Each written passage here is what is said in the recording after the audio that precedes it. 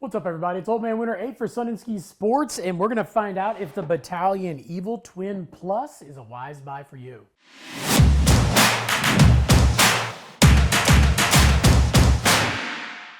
So with the 20-year anniversary of the Evil Twin, obviously it is a super important board within Batalion's lineup, and the Evil Twin Plus is essentially a souped-up version of that exact same board. So obviously, just like the Evil Twin, this is a twin-tip board, so the nose, the tail, everything is completely symmetrical from one end to the other, and it does have a little bit more of a medium camber with a medium 3BT, and 3BT stands for triple base technology. It's something you're going to find in all of the Bataleon boards, and what that is the shaping of the board from side to side in the nose and in the tail. Essentially, it's like grabbing the board within the area of your contact point, going up into the nose and bending it upwards. This way they can keep a traditional cambered board through the entire thing from contact point to contact point, but by having those contact points lifted up, it does a couple things.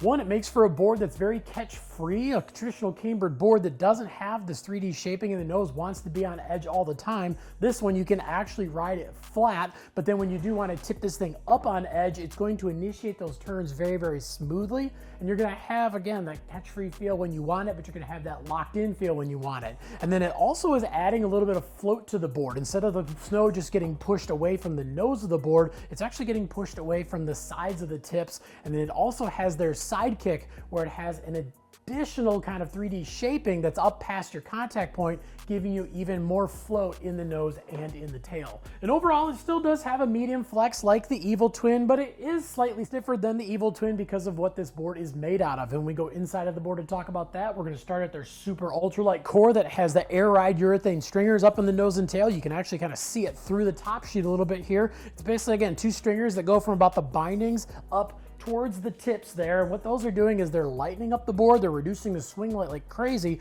but it's also adding some dampening so this board doesn't want to chatter. It reduces a lot of those vibrations that can shake your board loose when you're trying to carve on harder, icier conditions. And we're talking about the fiberglass. It still has that triax fiberglass. We got fiberglass going in 3 different directions, giving it a lot of power, a lot of snap, a lot of stability.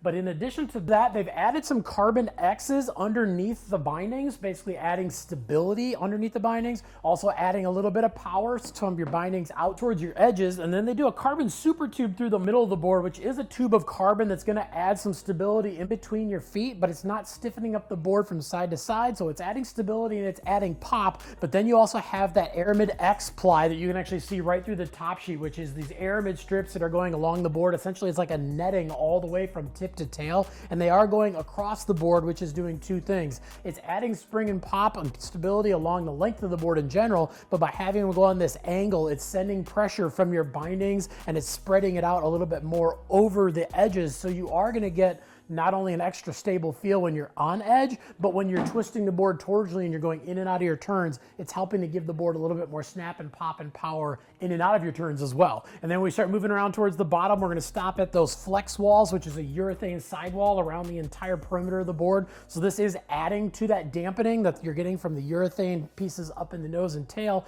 but it's also adding some durability. If you are hitting some rails and some harder features, that edge can give a little bit, so it's going to last a little bit longer, and there's less chance of your edges cracking when you are hitting some of those harder features. And then on the bottom of this thing, we have their nano speed base, which is a sintered base that has been souped up with carbon, making it even faster. But is the Evil Twin Plus a wise buy for you? Well, this is definitely for those advanced riders who are looking for one board that they can ride everything. They want a one board quiver, and the Evil Twin has always been that board within their lineup, and this is just the more aggressive, snappier, livelier version of that Evil Twin. Again, like we said, it still is a mid-flexing board, so it is soft enough to ride in the park, but when you get the combination of that super tube, that Aramid X, and those air ride channels up in the nose, this thing can handle really, really high speeds, and it's going to dig in and it's going to carve like a board that is much stiffer. And then again, with that triple base technology and those sidekicks up in the nose and tail, you can 100% take this thing outside of the park and get into some powder, and it's going to float around all day long. Really, if you just ask yourself the question, am I an advanced rider and do I want one board that can ride everywhere?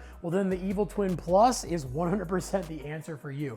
But if you got any questions about anything we talked about in the video, definitely leave some comments down below. Also, make sure to like and subscribe to the Sun and Ski YouTube channel, and make sure to head on into your local Sun and Ski so you can check out the Bataleon Evil Twin Plus for yourself. But if you don't have one nearby, no problem. You can always just look it up at sunandski.com.